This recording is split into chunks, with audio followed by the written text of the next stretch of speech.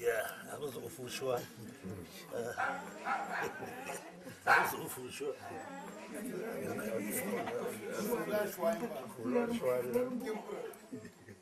In this tiny village in Cameroon, family and friends gather to celebrate the birth of Fombason and Mungu Nji.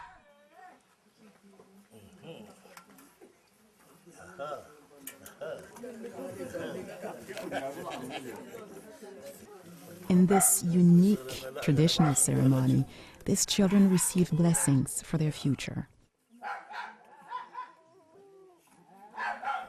Nothing is guaranteed for Fombason and Mungu, but because of their stable, well-off family, numerous opportunities are likely to await them.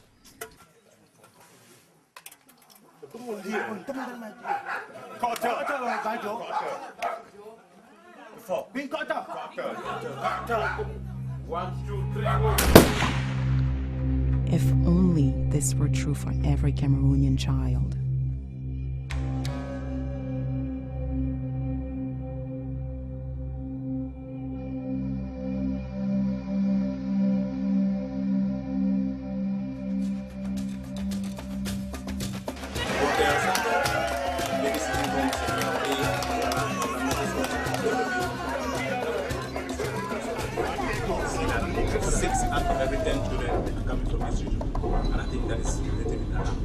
Now, what is child trafficking? To the common man, to the man in the streets, what is child trafficking all about?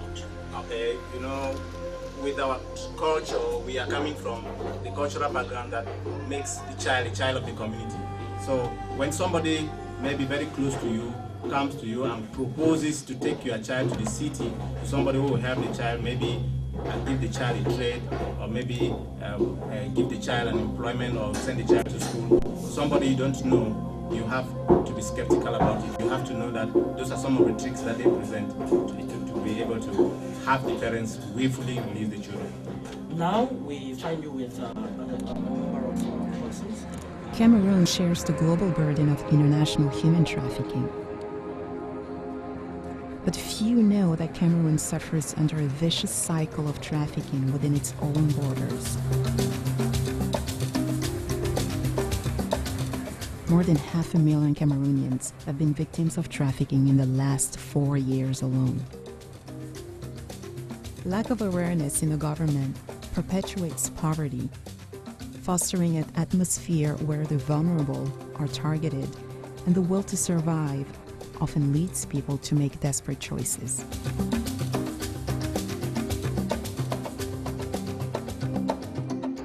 One non-governmental organization with a tiny budget and staff is trying to fight the scourge of trafficking by raising awareness and rehabilitating victims. Meet GLOA, the Global Welfare Association. My name is Jamil Srichara-Chunji. I am one of the founding members of Global Welfare Association, GLOA. We're trying to be one step ahead of the traffickers to get to them, to empower them with protective messages so that before they are recruited, they can be able to maybe deny it from the beginning.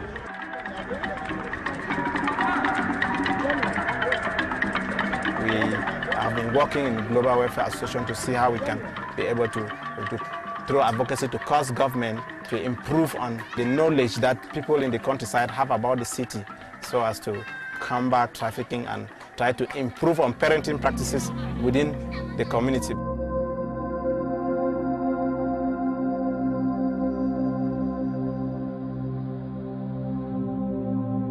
When she was 15, Amabel Azenwi was sex trafficked nearly 300 miles on foot from her home in Bamenda in northern Cameroon.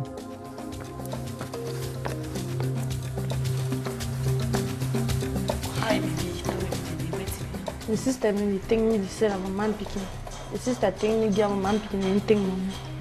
Then beat me, then drive me out of the house. That the sister will sell her out to me and then receive money from the maid.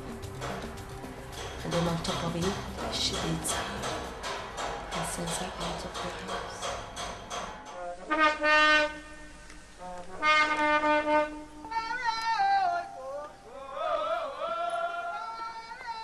Felicity Coombe is only 14, and she was told she will get an education if she agreed to work as a domestic servant. I started doing babysitting work and I have suffered from that for about 6 years without pay, and I have suffered from sexual harassment about 3 times out of working. When I went to a girl's place, she was at a university. She gave birth to a baby girl and she wanted a babysitter, so I went there and she used to leave me home with her husband. He would force me to sleep with him.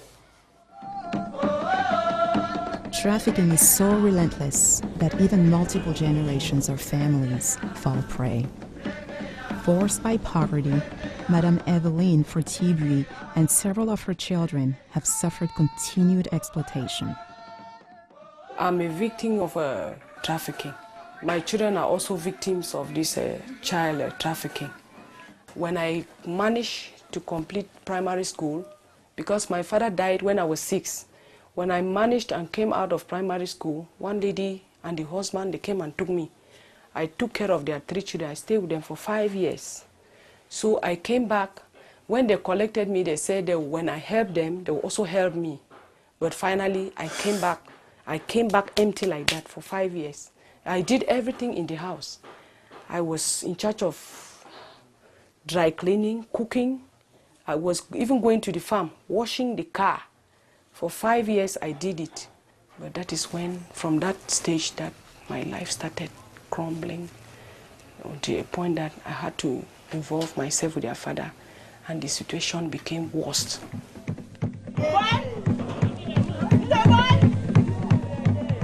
The origin of trafficking in Cameroon can be traced from a number of causes. The first cause is that of ignorance, that parents and the victims themselves get involved in trafficking without even knowing that they're going into trafficking. The major cause is that of poverty.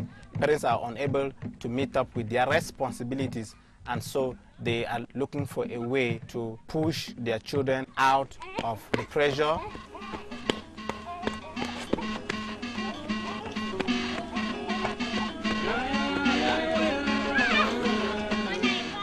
Cameroon has 58 labor inspectors. The population of Cameroon is 18 million.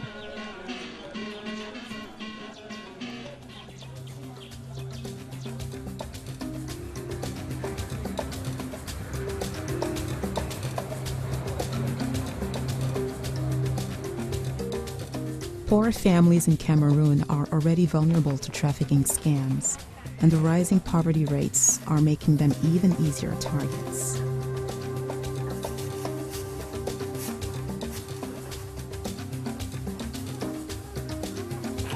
Fombason and Mungu have the support of both their parents.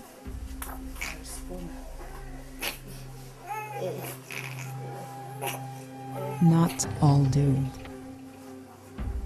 I'm an orphan. I lost my parents when I was still very young. For my father, I do not know him very well because when he died, I was still too small. And my mom died at 99 when I was about 5 or 4 years old. The rate at which parents die, children are orphaned by HIV/AIDS, continues to increase family size, and the natural support chain of the African family is weakened If only one person has to continuously be taking care of an increasing number of children, it is difficult to be able to meet up the needs of these children. So that is why the majority of those who are trafficked are actually children from orphan home or children from single parents. Collins Fertibui, the son of Madame Eveline, was also promised an education. Our father abandoned us 9 years ago when my junior sister was just 1. So she struggled and do some odd jobs. She was able to pay my school fees up to class 6 when she could no longer continue because my junior sister also had to go to school.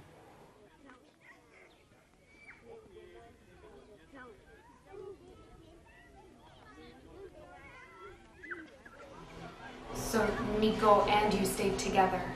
Yes. Okay. And would boys come to that house? No. His sister come to the house where Nico find and give me. Then the girls being boys inside the house. Okay, it's like when Nico rented that house for her, the sister will come and then she will bring them to that house.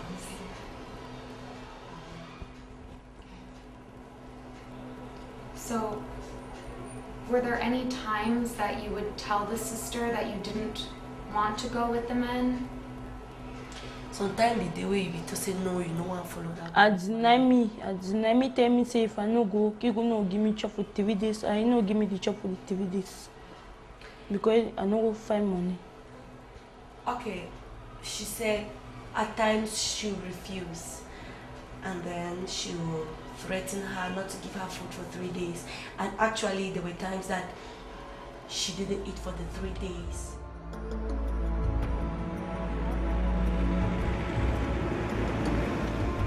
So one woman came and told her that she wants me to stay with her. She will take very good care of me, send me to school. But when I got there, she was maltreating me. When she gives food to all of us to eat, she sometimes sends me to go and eat in the garage that I am not qualified to eat with her children. Many, they abused me. They did not only abuse me, they always beat me. They beat you for what? They said that I'm a slave. They said that you were a slave. And deep down, you knew this wasn't right? Yes. I always go to school around 11 o'clock. She will give me all kinds of works to be doing. When I finish at 11, I'll take 3 miles to school and 3 miles back. So the school authorities, they gave me 56 absences and they want me. And the school authorities could no longer agree with my absences, so they had to send me away. When I was still young, I went to Douala, the littoral province, where one of the person who took me sent me to school. Here, I made my report cards when I schooled in Douala.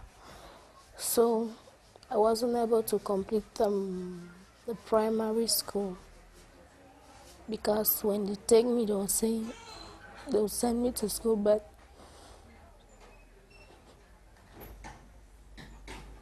still not. So I had to run away because whenever they take me, promise me to send me to school. Since I liked school, they'll say they want to send me to school, so I'll go there. No matter the treatment they give me, I'll keep on walking because I know they'll send me to school, but at the end they'll not send me, so I had to come back. They'll tell me, say, they don't always give money for my sister and they want to send me and then sleep. When I deny, they'll beat me. But at the end, they sleep with you? Yes. She says, When she gets to the hotel with the boys, they'll tell her that money has already been paid for the services that she has to render. So at times she'll struggle, she'll try to hesitate, and they'll beat her. And after beating her, they'll still sleep with her. Yeah. And she says one of them gave her a disease, which infected her with. I was trying to see the boy became.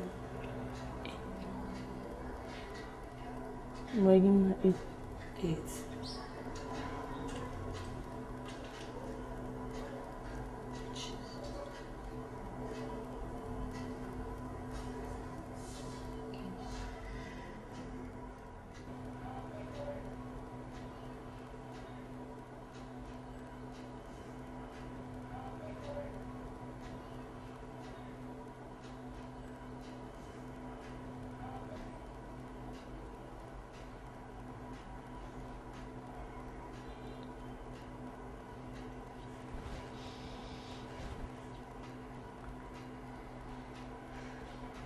I am a mother. I know what it means to have a child. I know what it means to bring up a child. I know the pains of bringing to this world a child. I know the pains, the efforts, and everything that it takes, the sacrifices to make sure that a child is fine. Her own situation was the worst I've ever heard in my entire life until I had to shed tears. It was so pathetic that a human being could be given out for money. The body that God created could be given out for financial assistance. And at the end of it, she had to be a victim. Not only a trafficked victim, but she has to suffer for the rest of her life because of the disease that she has.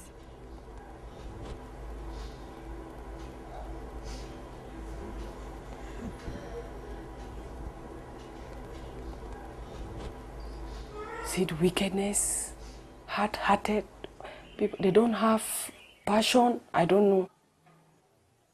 No, they don't have passion, because if they had passion, I don't think. It's wickedness, as I can see. It's wickedness.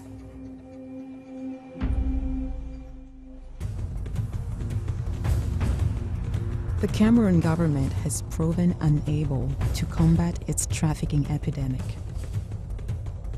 Under the law, anyone who traffics or enslaves a child can face up to 20 years in jail.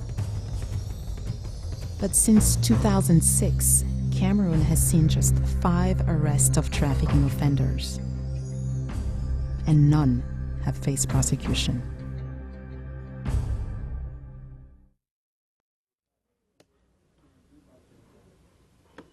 When she heard about Gloa, she went there to ask for advice. Then gave her advice that she should come and take me away from the place. So she did exactly that. When I came back to Bamenda, a brother took me to Gloa, where he introduced me, and they started advising me and telling me that in Cameroon there are laws where you don't work if you are not above 18. So they said even before going to work to somebody, you have to make some papers, an agreement, so that if there's no pay or no promotion to whatever they promised you, you can take them to court. I would like to be a lawyer, and I know that if I continue my studies, enter the university, and be serious, I will achieve it. Now, lastly, what advice would you give to children and the populace as a whole? The first advice I would like to give to children, especially those who are already serving, is that they should rise above the language of silence. Everybody, all the children are speaking the same language, that of silence. It is very difficult to get a child come up and testify. And I want to say that we have the moral obligation. Each and every one of us has the moral obligation to, at least, if you notice a case, report to the police, report to the social affairs, there are so many NGOs around. You can, if you can't handle it, just inform somebody that something is happening there. And I think when each and every one of us begins to say we will not tolerate trafficking, it will be already a big step.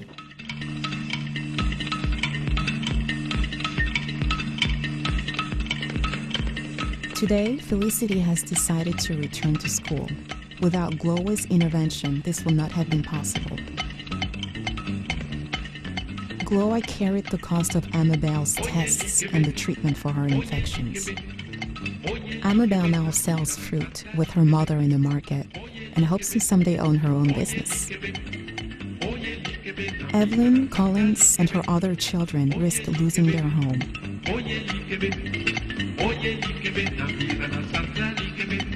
But neither serve their employers anymore. Glowa continues to work on a shoestring budget, but desperately needs funds for a professional rehabilitation program.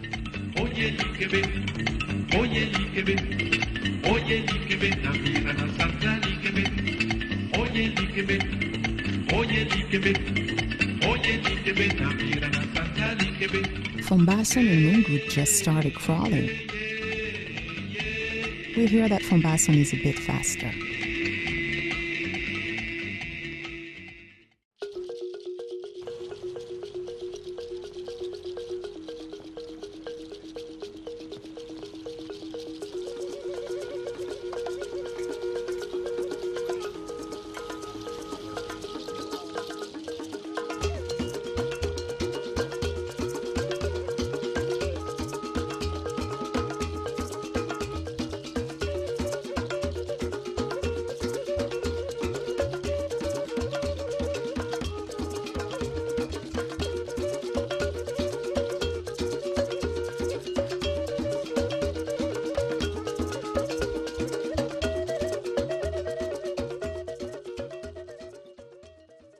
Booyala mama booyala mama booyala mama booyala mama